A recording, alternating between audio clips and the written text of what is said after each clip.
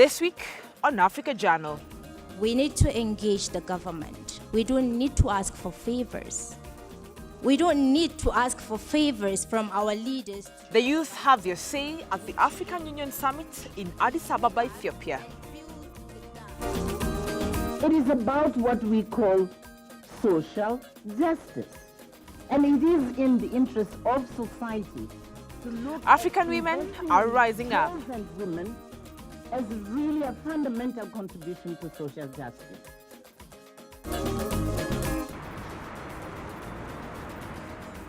Welcome to the city where traffic jam is a necessary evil.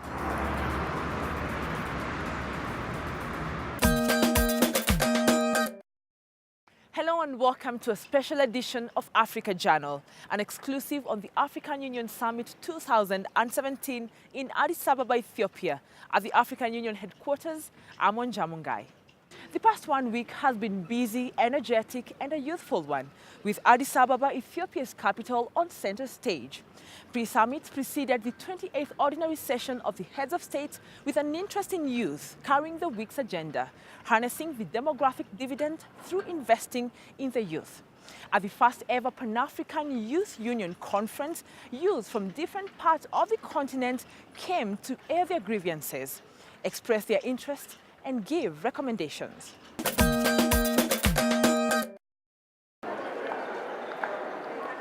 The 28th edition of the African Union Summit is probably the most youthful and vibrant meeting in Africa's history. Information technology is giving young people High on energy, young people took center stage at the first ever African Youth Conference on African Unity and Development.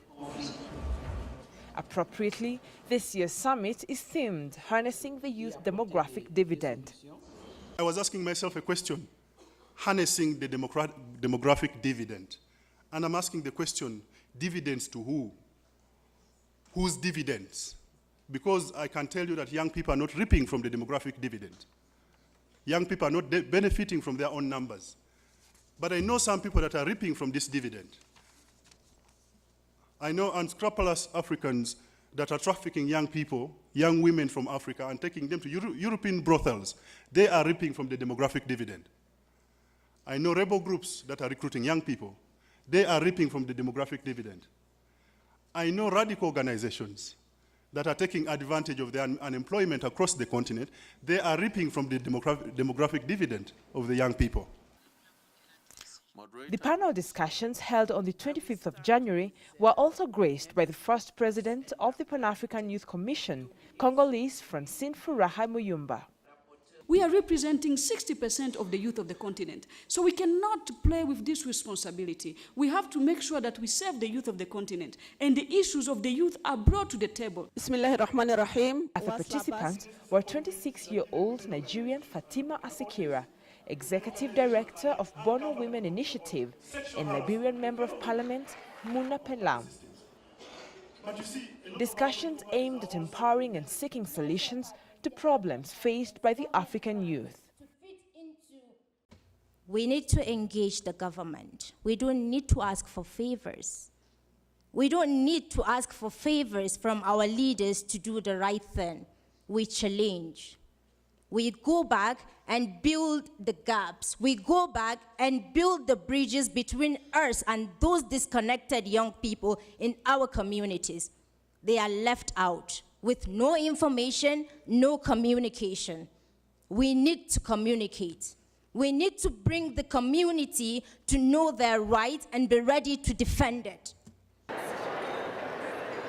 According to African Union statistics, 65% of the total population of Africa are below the age of 35, and over 35% are between the ages of 15 and 35, making Africa the most youthful continent. Activists at the African Union meeting want youth promoted through financial empowerment, advocacy, and political engagement. The majority of the youth population are not even aware. They don't even know the policies. They don't even know the laws. They don't even know their rights. Most of these young people don't even know they have rights over the government to have education. They don't even know they have rights over the government to get treated when they are sick. And these are the young people who goes out to vote in masses.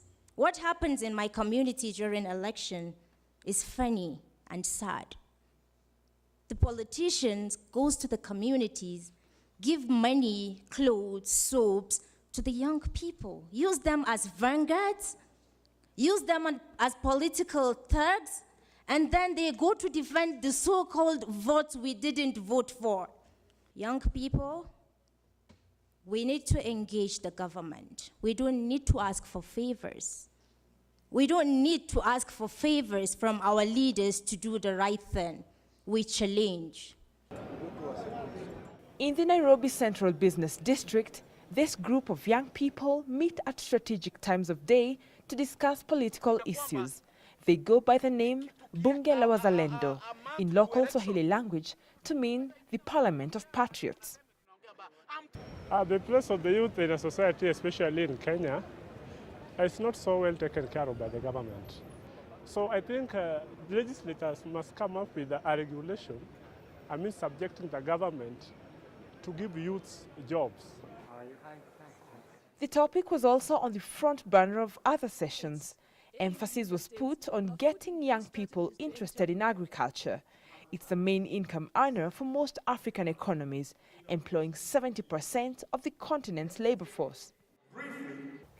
Adding value to agricultural produce would create more jobs as it reduces Africa's expenditure on imports, estimated at 40 billion per year. Ugandan Sandra Lesio is already taking the challenge by adding value to agricultural products. I started a business 5 years ago with about $15. I manufacture detergents and cosmetics, and I do value addition. I get nuts, I get herbs, and I turn them into cosmetics. Even the detergents, I blend them all together into something cosmetic. Yeah, I started with about $15. That was 5 years ago when I was unemployed. I'd done a BS in physics, math, and I was unemployed looking for a job, and that's how I started the business. 2017 should probably be the year that more young people like Sandra will create employment, not just for themselves, but for others. Honestly, I feel well represented by the young blood on the panel. Well, I fit into groups given the special focus this year.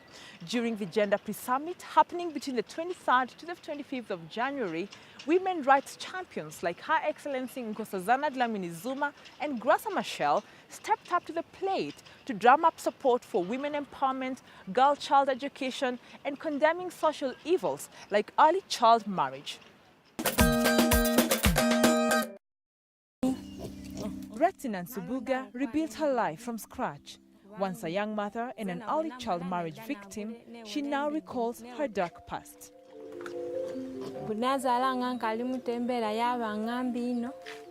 Nga abana okulyanga oko olinda mwami oba abana balwaibe olinda mwami. That was before she joined A Working Future, a program by Plan International to empower and improve livelihoods of women in eastern Uganda. Her story is like of many other African girls who get married at an early age. Statistics by International Center for Research on Women indicate that a third of girls in the developing world are married before the age of 18, and 1 in 9 are married before the age of 15. If the trend continues, it's projected that 150 million girls will be married before their 18th birthday over the next decade. Thank you, Madam. The shocking revelations triggered important discussions at the 28th African Union Summit this year. Who are we when we say young women? We are adolescent girls in and out of school. We are young women in tertiary institutions. We are girls who are married before the age of 18. We are young mothers. We are single mothers. We are women in formal and informal employment. We are living in refugee camps. We are in conflict areas. We are innovating, and yet we are unemployed. We are living with HIV, mental health, and disability. We are victims of rape and gender-based violence. We are living in the diaspora. We hope to own businesses, to own and control the source of wealth, which is land. We are the voice for the voiceless, and definitely we can make a change.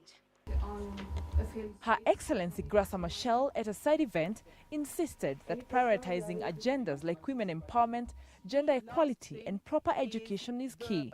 It is about what we call social justice.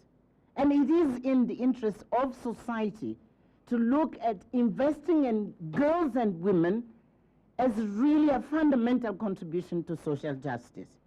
More importantly, I think it is breaking this cycle, investing in girls, adolescents, and women. It's a breaking this cycle of disempowerment, this cycle of poverty, and this cycle of social exclusion. This is not the first time women and girls issues are put on the forefront. The heads of state in 2009's ordinary session dedicated the period between 2010 and 2020 as the African Woman's Decade.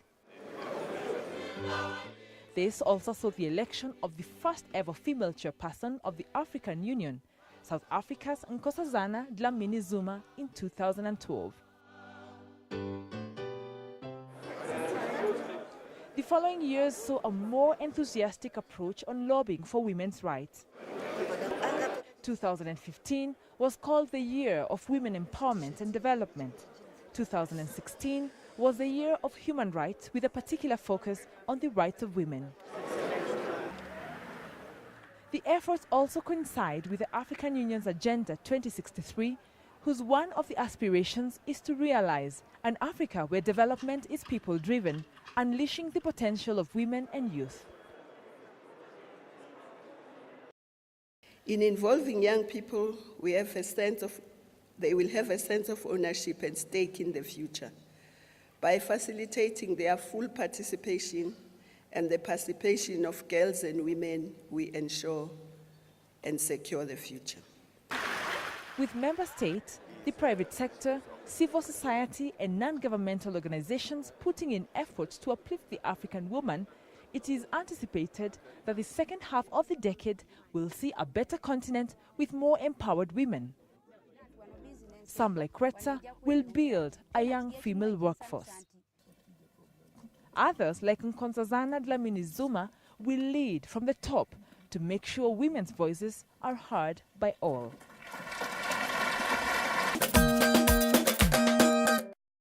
By the end of the African Woman Decade 2020, I hope that we as Africans can look back and say that indeed the African woman has come a long way. Well, this far, we shall now take a short break. Please don't touch that dial. Here's what's coming up after.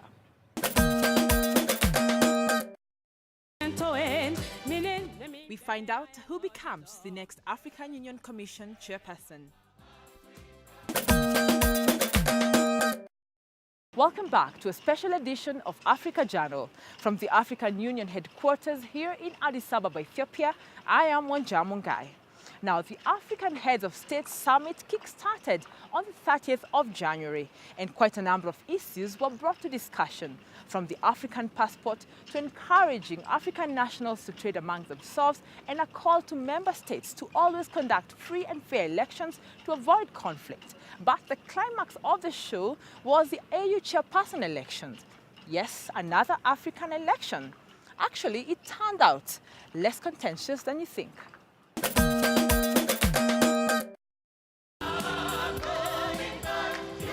Pomp and colour precede the opening of the 28th Ordinary Session of the Heads of State in Addis Ababa, Ethiopia.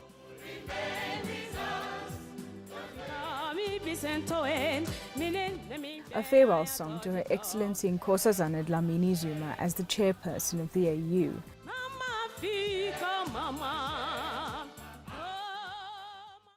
2017 marks 55 years since the formation of the Pan-African Women's Organization in 1962, a year before the OAU. This would be her last speech as leader before the election of her successor in the top job. She goes into the history books as the first ever female AU chairperson, applauded as a champion for women's rights. Those vying for the position included Botswana's Pelenomi Venson Moitoi, Chad's Foreign Minister Musa Faki Mahamat, and Kenya's Foreign Minister Amina Mohammed. 7 rounds of voting were conducted in a closed session with Amina Mohammed vying against Musa Faki in the last. Musa emerged winner with support from 38 nations, qualifying for the necessary 2/3 majority.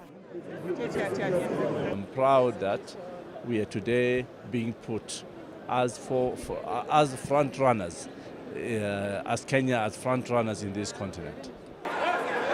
Beside the election temperature reaching a fever pitch, other matters were discussed in the ordinary session. I have the pleasure, dear. Governance architecture. In various speeches, new heads of state from Ghana, Zambia, and the Gambia were welcomed. In her closing remarks, Madam Zuma rewarded ECOWAS for pursuing peace in the West African nation. Before I take my seat, to take this opportunity to respectfully call on President Johnson Sirleaf, our sister, to join me on this podium. This is a token of appreciation to ECOWAS and all those involved. Thank you so much. Thank you, Mr. Chairman. The Gambia experienced a political standoff during its 2017 elections. The incumbent, Yahya Jammeh, who had been in office for 22 years, had initially conceded defeat before his sudden change of mind, insisting on a rerun.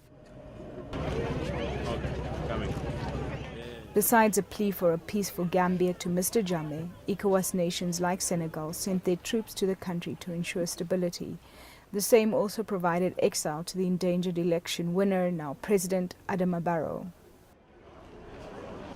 Congratulations for Gambia, people of Gambia, for ECOWAS, for AU, and also for the UN. Everybody worked on that way, and we are very happy for that. Making Africa a free trade area by enhancing interconnectivity through the establishment of superhighways, trans-railways and airways was encouraged. 2017 will be marked as an historic year when Morocco rejoined the Union, putting membership at 55. This despite the uncertainty of whether it allows sovereignty to its long-claimed territory of Western Sahara. As Africans look forward to the next year's summit, it's hoped that promises and wishes put on paper will be translated into concrete actions.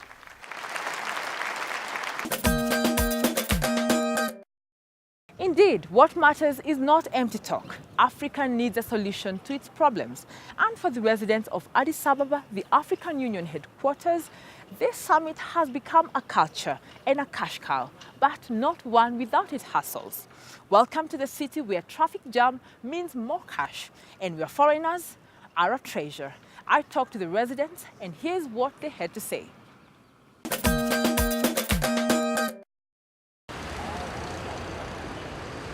Congested roads do not necessarily mean it's rush hour in Addis. The long queues are a common sight every time the African Union Summit happens. Haile Gailu, a taxi driver, calls this period his peak hour. Every time the African Union is on, the business booms.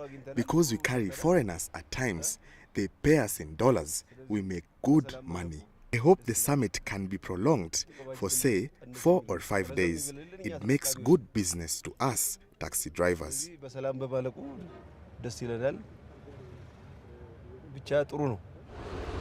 Traffic jam means he charges his clients higher, hence makes 4 times the amount of money he earns on a normal day, which is approximately 2,000 birr extra.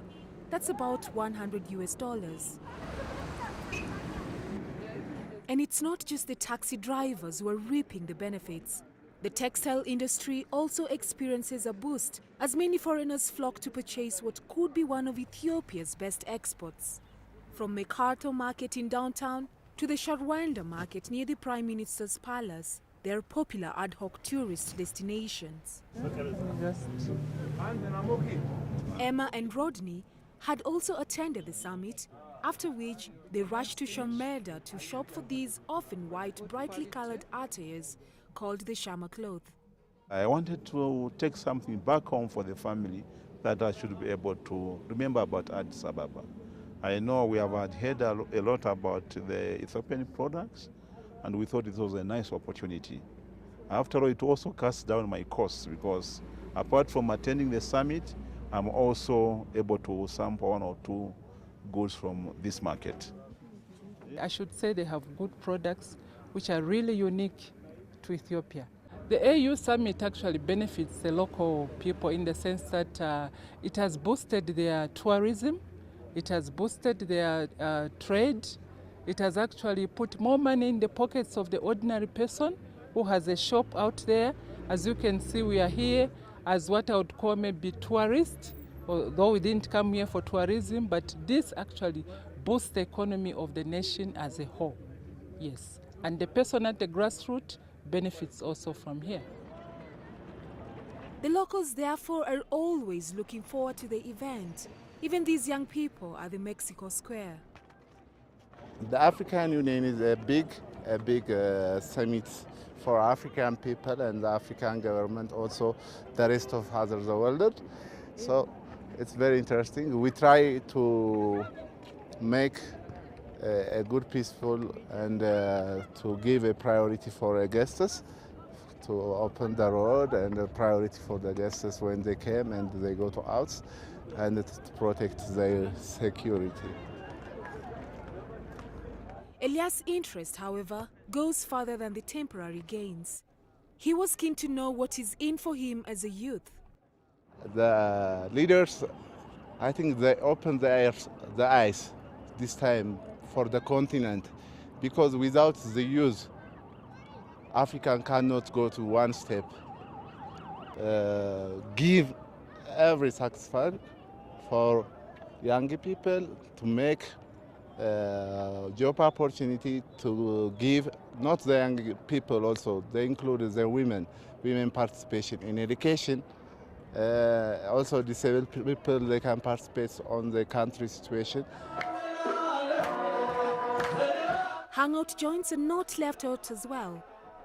At Yila, otherwise known as the ambassador of Ethiopian culture, you'll find people from different parts of the world coming to unwind. በጣም ብዙ እንግዳ የሚኖርበት ጊዜ ነው ምክንያቱም ሲዝኑ The month of January we are very busy here in this club. We have so many people coming to Addis Ababa for meetings like the African Union Summit. ከስተመራችን የሚበዛበት ታይም ነው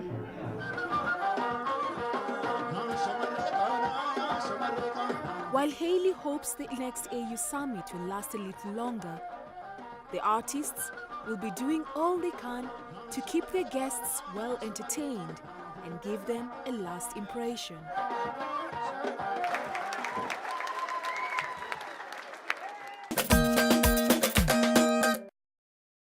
I guess no amount of practice can get me that good at head shaking or without getting me dizzy. Well, as I wrap my head around that, I hope you'll be writing to us, telling us about your city, your town, your village. Do so on Facebook and Twitter at Africa24Media and at Wanjamungai or at the email address on your screen.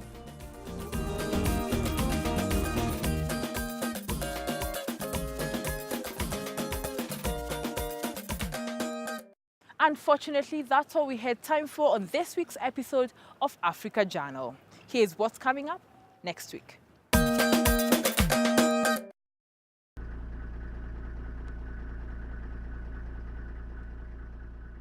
In Kenya, conservation enterprise going to another level.